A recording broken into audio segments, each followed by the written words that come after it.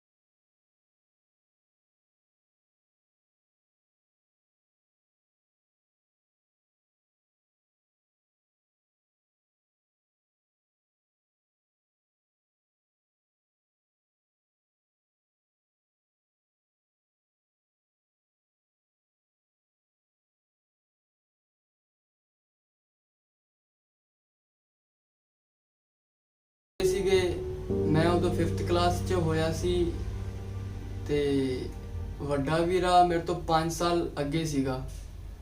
ਮੈਂ 2015 ਚ 10th pass out ਕੀਤੀ ਸੀ ਤੇ ਵੀਰੇ ਨੇ 2010 ਚ ਪਾਸ ਆਊਟ ਕੀਤੀ ਸੀ ਤੇ ਮੇਰੀ ਮੰਮਾ ਵੀ 2010 ਚ ਲੱਗੇ ਸੀਗੇ ਈਜ਼ੀਡੇ ਦੇ ਵਿੱਚ। ਤੇ ਏਦਾਂ ਹੀ ਲਾਈਫ ਚੱਲਦੀ ਰਹੀ। ਹੁਣ ਪਾਪਾ ਕੋਲੋਂ ਕੋਈ ਹੋਰ ਕੰਮ ਤਾਂ ਹੋਣਾ ਨਹੀਂ ਸੀ, ਪਾਪਾ ਰਹਿ ਗਏ ਘਰ ਜੋਗੇ। ਉਹ ਘਰ ਦਾ ਹੀ ਕੰਮ ਸਾਰਾ ਦੇਖ ਲੈਂਦੇ ਸੀ, ਮੰਮਾ ਬਾਹਰ ਦਾ ਆਪਣੀ ਡਿਊਟੀ ਦਾ ਸਾਰਾ ਦੇਖ ਲੈਂਦੇ ਸੀ।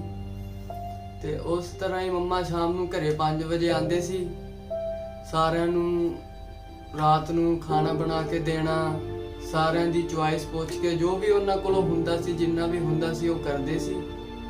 ਇਸ ਤਰ੍ਹਾਂ ਫਿਰ ਹੁਣ ਘਰ ਦਾ ਸਰਕਲ ਜ਼ਿਆਦਾ ਟਾਈਟ ਹੋਣ ਕਰਕੇ ਮੇਰੇ ਪਾਪਾ ਨੇ ਵੀ ਛੋਟਾ ਬਹੁਤ ਘਰ ਦਾ ਕੋਈ ਥੋੜਾ ਬਹੁਤ ਕੰਮ ਕਰ ਲੈਂਦੇ ਸੀਗੇ, ਸਾਡਾ ਧਿਆਨ ਕਰ ਲੈਂਦੇ ਸੀ। ਅਸੀਂ ਛੋਟੇ ਸੀਗੇ, ਮਾਂ ਦਾ ਡਰ ਬੱਚਿਆਂ ਦੇ ਸਿਰ ਤੇ ਬਹੁਤ ਜ਼ਰੂਰੀ ਹੈ ਤੇ ਮਾਤਾ ਤਾਂ ਡਿਊਟੀ ਤੇ ਸੀਗੇ ਤੇ ਸਾਡੇ ਸਿਰ ਤੇ ਡਰ ਸਿਰਫ ਬਾਪੂ ਦਾ ਸੀਗਾ। ਪਾਪਾ ਸਾਨੂੰ ਧਮਕਾ ਡਰਾ ਲੈਂਦੇ ਸੀਗੇ, ਅਸੀਂ ਡਰ ਕੇ ਸੀ ਥੋੜਾ ਪਾਪਾ ਤੋਂ ਵੀ, ਮੰਮੀ ਤੋਂ ਵੀ ਡਰ ਕੇ ਰਹਿੰਦੇ ਸੀ। ਤੇ ਜਦੋਂ ਅਸੀਂ ਤੀਜੀ ਜਾਂ ਪਤਾ ਨਹੀਂ ਚੌਥੀ ਚ ਹੁੰਦੇ ਸੀ ਨਾ, ਤੀਜੀ ਕਲਾਸ ਦੀ ਗੱਲ ਹੈ, ਤੀਜੀ ਚੌਥੀ ਕਲਾਸ ਦੀ ਗੱਲ ਹੈ ਬਈ, ਅਸੀਂ ਏਦਾਂ ਹੋ ਗਏ ਸੀਗੇ ਵੀ ਜਿਵੇਂ ਮੰਮੀ ਮੇਰੀ ਸ਼ਾਮ ਨੂੰ ਸਾਡੀ ਟਿਊਸ਼ਨ ਲੈਂਦੀ ਹੁੰਦੀ ਸੀ ਘਰੇ। ਸਾਡੀ ਟਿਊਸ਼ਨ ਬਾਹਰ ਨਹੀਂ ਸੀ, ਸਾਡੀ ਟਿਊਸ਼ਨ ਘਰੇ ਹੀ ਲੱਗਦੀ ਸੀ ਤੇ ਮੰਮਾ ਸਾਨੂੰ ਡੇਲੀ ਸ਼ਾਮ ਨੂੰ 4-5 ਵਜੇ ਸਾਡੀ ਕਲਾਸ ਲੱਗਦੀ ਸੀ, ਦੀਪਕ ਔਰ ਮੇਰੀ। ਤੇ ਸਾਡੇ ਕੋਲੋਂ ਡੇਲੀ ਮੰਮਾ ਕੰਮ ਸੁਣਦੇ ਸੀ ਜੋ ਸਾਨੂੰ ਸਕੂਲ ਤੋਂ ਮਿਲਦਾ ਸੀ ਅਗਲੇ ਦਿਨ ਵਾਸਤੇ। ਮਤਲਬ ਸਾਨੂੰ ਕੰਮ ਨਹੀਂ ਯਾਦ ਹੁੰਦਾ ਸੀ ਨਾ, ਮਾਤਾ ਡੰਡੇ ਵੀ ਬੜੇ ਮਾਰਦੀ ਸੀ ਬਈ। ਅੱਜ ਵੀ ਚੇਤਾ, ਮਾਤਾ ਨੇ ਨੀਲ ਪਾਏ ਸੀ ਮਾਰ ਕੇ ਡੰਡੇ। ਬਟ ਚਲੋ ਵਧੀਆ ਹੈ, ਡੰਡੇ ਖਾਦੇ ਚ ਅੱਜ ਇੱਥੋਂ ਤੱਕ ਪਹੁੰਚ ਗਏ। ਤੇ ਉਹ ਇੱਕ ਡਰ ਸੀਗਾ, ਮਾਤਾ ਕਹਿੰਦੀ ਸੀ ਪਾਪਾ ਨੂੰ ਨਹੀਂ ਦੱਸਣਾ, ਪਰ ਸਾਡੀ ਮਾਤਾ ਨੂੰ ਵੇਖ ਕੇ ਪਾਪਾ ਅੱਗੇ ਆਵਾਜ਼ ਨਹੀਂ ਨਿਕਲਦੀ ਸੀ ਵੀ ਅਸੀਂ ਕੁਝ ਦੱਸ ਦਈਏ। ਤੇ ਏਦਾਂ ਹੀ ਗੱਡੀ ਚੱਲਦੀ ਰਹੀ। ਪਾਪਾ ਨੇ ਘਰੇ ਛੋਟਾ ਮੋਟਾ ਕੰਮ ਸ਼ੁਰੂ ਕਰਤਾ, ਸੀਪੀ ਮੋਤੀ ਲਾਣੇ ਸ਼ੁਰੂ ਕਰਤੇ। ਹੁਣ ਬਈ ਇਕੱਲੀ ਮਾਤਾ ਕਿੱਥੇ ਪੂਰੀ ਲੈਂਦੀ। ਹੁਣ 5-6 ਹਜ਼ਾਰ ਚ ਬੰਦਾ ਕਿੱਥੇ ਪੂਰਾ ਲਊਗਾ। ਸਾਡੇ ਸਕੂਲ ਦੀਆਂ ਫੀਸਾਂ ਭਰਨਗੇ, ਘਰ ਦੇ ਖਰਚੇ ਚਲਾਣਗੇ, ਜਾਂ ਰਿਸ਼ਤੇਦਾਰੀ ਚ ਕਿਤੇ ਆਇਆ ਗਿਆ ਹੋ ਜਾਂਦਾ ਹੈ ਉੱਥੇ ਪੂਰੇ ਲੈਣਗੇ, ਕਿੱਥੇ ਤੱਕ ਪੂਰੇ ਲੈਂਦੇ। ਏਦਾਂ ਹੀ ਫਿਰ ਸਾਨੂੰ ਵੀ ਨਾਲ ਛੋਟਾ ਮੋਟਾ ਕੰਮ ਕਰਨਾ ਹੀ ਪੈਂਦਾ ਸੀਗਾ। ਅੱਗੇ ਦੱਸਦਾ ਅਸੀਂ ਕੰਮ ਕੀ ਕਰਦੇ ਸੀ। ਫਿਰ ਏਦਾਂ ਹੀ ਬਸ ਲਾਈਫ ਚੱਲਦੀ ਰਹੀ। 2013 ਆ ਗਿਆ, ਮਤਲਬ 2012 ਐਂਡ ਚੱਲ ਰਿਹਾ ਸੀ, ਦਸੰਬਰ, ਤੇ ਨਵਾਂ ਸਾਲ ਚੜਿਆ ਸੀ। 1 ਤਰੀਕ ਸਾਡੇ ਵਾਸਤੇ ਇੰਨੀ ਮਾੜੀ ਸੀ ਨਾ 2013 ਦੀ। ਸਾਡੇ ਨਵੇਂ ਸਾਲ ਤੇ 3 ਦਿਨਾਂ ਦੇ ਵਿੱਚ 1, 2 ਤੇ 3 ਦਿਨਾਂ ਦੇ ਵਿੱਚ ਰੱਬ ਨੇ ਮੇਰੀ ਮਾਂ ਦਾ ਸੁਭਾਗ ਖੋਲਿਆ। ਮੇਰੀ ਮਾਂ ਤੋਂ ਮੇਰੀ ਮਾਂ ਹੋ ਗਈ ਇਕੱਲੀ। ਜਿਹੜੀਆਂ ਗੱਲਾਂ ਉਹ ਆਦੇ ਘਰ ਨਾਲ ਕਰ ਸਕਦੀ ਸੀ ਉਹ ਸਾਡੇ ਨਾਲ ਨਹੀਂ ਕਰ ਸਕਦੀ ਸੀ। ਜੋ ਕੁਝ ਵੀ ਉਹਨੇ ਸ਼ੇਅਰ ਉਹਦੇ ਨਾਲ ਕਰਨਾ ਸੀ, ਸਾਡੇ ਬਾਪੂ ਨਾਲ ਉਹ ਸਾਡੇ ਨਾਲ ਸ਼ੇਅਰ ਨਹੀਂ ਕਰ ਸਕਦੀ ਸੀ। ਤੇ ਮਾਤਾ ਹੋ ਗਈ ਆਪਣੇ ਸੁਹਾਗ ਤੋਂ ਇਕੱਲੀ। ਮਾਤਾ ਨੂੰ ਹੋ ਗਈ ਟੈਨਸ਼ਨ ਵੀ ਹੁਣ ਮੈਂ ਇਕੱਲੀ ਕਿਵੇਂ ਘਰ ਸੰਭਾਲਾਂਗੀ। ਤੇ ਮਾਤਾ ਨੂੰ ਫਿਰ ਹੌਲੀ ਟੈਨਸ਼ਨ ਖਾਣ ਲੱਗ ਗਈ। ਫਿਰ ਮਾਤਾ ਦਾ ਅਸੀਂ ਹੌਸਲਾ ਬਣੇ, ਮਾਤਾ ਨੂੰ ਹੌਸਲਾ ਦਿੱਤਾ। ਬਟ ਸਾਡਾ ਏਦਾਂ ਹੋ ਗਿਆ ਕਿ ਸਾਡਾ ਪਿਓ ਗਿਆ। ਹੁਣ ਸਾਡੇ ਵਾਸਤੇ ਪਿਓ ਸਿਰਫ ਸਾਡੀ ਮਾਂ ਸੀ ਤੇ ਸਾਡੀ ਮਾਂ ਵੀ ਸਾਡੀ ਮਾਂ ਸੀ। ਹੁਣ ਉਸ ਟਾਈਮ ਤੇ ਸਾਡੇ ਲਈ ਪਿਓ ਵੀ ਸਾਡੀ ਮਾਂ ਹੀ ਸੀ ਤੇ ਮਾਂ ਵੀ ਸਾਡੀ ਮਾਂ ਹੀ ਸੀਗੀ। ਤੇ ਆਹੀ ਸਾਡਾ ਰੱਬ ਸੀ ਤੇ ਇਹਨੂੰ ਹੀ ਅਸੀਂ ਪੂਜਣਾ ਸੀ, ਕਿਉਂਕਿ ਇਹਨੇ ਸਾਨੂੰ ਅੱਗੇ ਪੜ੍ਹਾਉਣਾ ਸੀ, ਲਿਖਾਉਣਾ ਸੀ, ਚੰਗੇ ਬੋਲ ਸਿਖਾਉਣੇ ਸੀ, ਚੰਗੀਆਂ ਆਦਤਾਂ ਸਿਖਾਉਣੀਆਂ ਸੀਗੀਆਂ। ਕਿਸ ਦੇ ਨਾਲ ਕਿਵੇਂ ਗੱਲ ਕਰਨੀ, ਵੱਡੇ ਨਾਲ ਕਿਵੇਂ ਗੱਲ ਕਰਨੀ, ਛੋਟੇ ਨਾਲ ਕਿਵੇਂ ਗੱਲ ਕਰਨੀ, ਇਹ ਸਭ ਕੁਝ ਸਾਡੀ ਮਾਂ ਨੇ ਸਾਨੂੰ ਸਿਖਾਇਆ ਸੀਗਾ।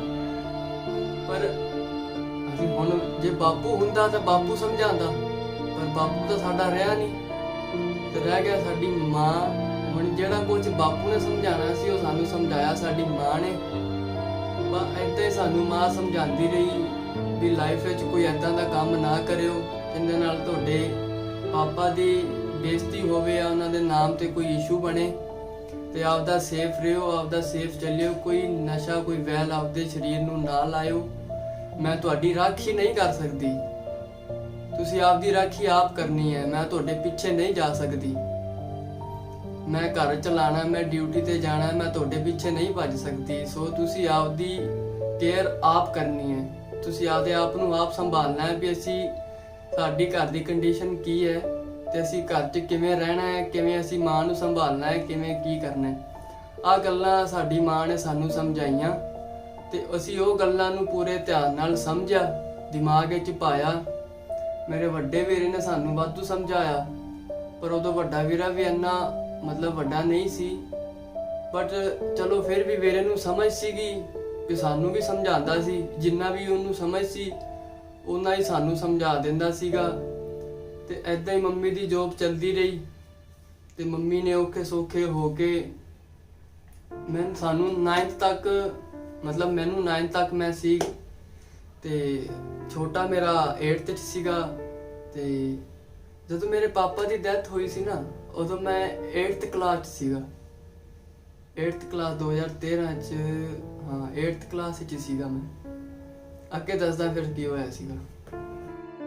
ਤੇ ਜਦੋਂ ਅਸੀਂ ਥੋੜੇ ਵੱਡੇ ਹੋਏ 10th 'ਚ ਹੋਇਆ ਮੈਂ, ਛੋਟਾ ਮੇਰਾ 9th 'ਚ ਹੋਇਆ ਤੇ ਵੱਡਾ ਮੇਰਾ ਪਾਸ ਆਊਟ ਸੀਗਾ। ਤੇ ਮੈਂ ਮੰਮੀ ਦੇ ਪਿੱਛੇ ਪੈ ਗਿਆ ਕਿ ਮੈਨੂੰ ਬਾਈਕ ਚਾਹੀਦੀ ਹੈ। ਮੰਮੀ ਕਹਿੰਦੀ ਮੈਂ ਤੈਨੂੰ ਬਾਈਕ ਕਿੱਥੋਂ ਲੈ ਦਾਂ, ਬਟ ਉਹੀ ਹੁੰਦਾ ਨਾ ਵੀ ਕਿਸੇ ਨੂੰ ਵੇਖ ਕੇ ਆਪਦੇ ਮਨ 'ਚ ਰੀਝ ਹੁੰਦੀ ਹੈ ਕਿ ਉਹਦੇ ਕੋਲੇ ਬਾਈਕ ਹੈ, ਮੇਰੇ ਕੋਲ ਤਾਂ ਸਾਈਕਲ ਹੈ, ਮੈਨੂੰ ਵੀ ਬਾਈਕ ਚਾਹੀਦੀ ਹੈ। ਬਟ ਉੱਥੇ ਮੰਮੀ ਵੀ ਮੇਰੀ ਮਜਬੂਰ ਸੀਗੇ ਵੀ ਮੈਂ ਉਹਨਾਂ ਨੂੰ ਬਾਈਕ ਕਿੱਥੋਂ ਲੈ ਦਾਂ, ਮੈਂ ਤਾਂ ਘਰ ਦਾ ਖਰਚਾ ਚਲਾ ਲਾਂ, ਉਹੀ ਵੱਡੀ ਗੱਲ ਹੈ, ਮੈਂ ਤੁਹਾਨੂੰ ਪੜ੍ਹਾ ਲਿਖਾ ਲਾਂ, ਮੇਰਾ ਵਾਸਤੇ ਉਹੀ ਬਹੁਤ ਵੱਡੀ ਗੱਲ ਹੈ। ਪਰ ਹੁਣ ਅਸੀਂ ਮਤਲਬ ਸਾਡੇ 'ਚ ਬੱਚਾ ਬੁੱਧੀ ਸੀਗੀ, ਸਾਨੂੰ ਇੰਨੀ ਸਮਝ ਨਹੀਂ ਸੀ, ਬਟ ਉਹ ਸੀਗਾ ਵੀ ਹਾਂ ਇੱਕ ਤਰ੍ਹਾਂ ਫੀਲ ਹੁੰਦਾ ਸੀਗਾ ਯਾਰ ਮੰਮੀ ਇੰਨਾ ਕੁਝ ਕਰਦੀ ਹੈ ਤੇ ਸਾਨੂੰ ਕਿਵੇਂ ਲੈ ਕੇ ਦਊਗੀ ਬਾਈਕ। ਉਦੋਂ ਮੇਰਾ ਵੱਡਾ ਵੀਰਾ ਦਿੱਲੀ ਚਲਾ ਗਿਆ ਸੀਗਾ ਤੇ ਕਰਦੇ ਕਰਾਂਦੇ ਮੰਮੀ ਨੇ ਵੀਰੇ ਨਾਲ ਗੱਲ ਕੀਤੀ, ਮਤਲਬ ਜੋ ਵੀ ਸੀਗਾ ਮੰਮੀ ਕੋਲ ਜਿੰਨਾ ਵੀ ਹੋਇਆ ਸਾਡੇ ਲਈ ਮੰਮੀ ਨੇ ਵੱਧ ਚੜ ਕੇ ਸਾਡੇ ਲਈ ਕੀਤਾ। ਮਤਲਬ ਵਰਨਾ ਏਦਾਂ ਹੁੰਦਾ ਹੈ ਘਰ ਦੇ ਜਾਣ ਤੋਂ ਬਾਅਦ ਮਾਵਾਂ ਇਕੱਲੀਆਂ ਹੋ ਜਾਂਦੀਆਂ ਨੇ, ਜਵਾਕਾਂ ਨੂੰ ਸੰਭਾਲ ਨਹੀਂ ਪਾਉਂਦੀਆਂ, ਉਹਨਾਂ ਦੀ ਰਿਸਪੌਂਸਿਬਿਲਟੀ, ਉਹਨਾਂ ਦਾ ਧਿਆਨ ਰੱਖਣਾ, ਉਹਨਾਂ ਨੂੰ ਪੜ੍ਹਾਉਣਾ ਲਿਖਾਉਣਾ, ਕੱਪੜੇ ਧੋਤੇ ਦੇਣੇ, ਖਾਣਾ ਵਧੀਆ ਬਣਾ ਕੇ ਦੇਣਾ, ਫਿਰ ਆਪ ਵੀ ਡਿਊਟੀ ਤੇ ਜਾਣਾ, ਫਿਰ ਡਿਊਟੀ ਤੋਂ ਆ ਕੇ ਫਿਰ ਘਰ ਦਾ ਕੰਮ ਕਰਨਾ। ਮਤਲਬ ਇੱਕ ਇਕੱਲੇ ਬੰਦੇ ਵਾਸਤੇ ਬਹੁਤ ਮੁਸ਼ਕਿਲ ਹੈ ਸਭ। ਜੋ ਮੇਰੀ ਮਾਂ ਨੇ ਹੌਸਲਾ ਨਾ ਹਾਰ ਕੇ ਹਿੰਮਤ ਵਿਖਾ ਕੇ ਸਭ ਕੀਤਾ, ਸਾਨੂੰ ਅੱਜ ਇੱਥੇ ਤੱਕ ਲੈ ਕੇ ਆਈ ਹੈ ਤੇ ਉਹ ਹੈ ਮੇਰੀ ਮਾਂ। ਤੇ ਮੈਂ ਆਦੀ ਮਾਂ ਦਾ ਜ਼ਿੰਦਗੀ ਭਰ ਜਦੋਂ ਤੱਕ ਵੀ ਸਾਹ ਨੇ ਇਹਦਾ ਅਹਿਸਾਨ ਨਹੀਂ ਭੁੱਲ ਸਕਦਾ।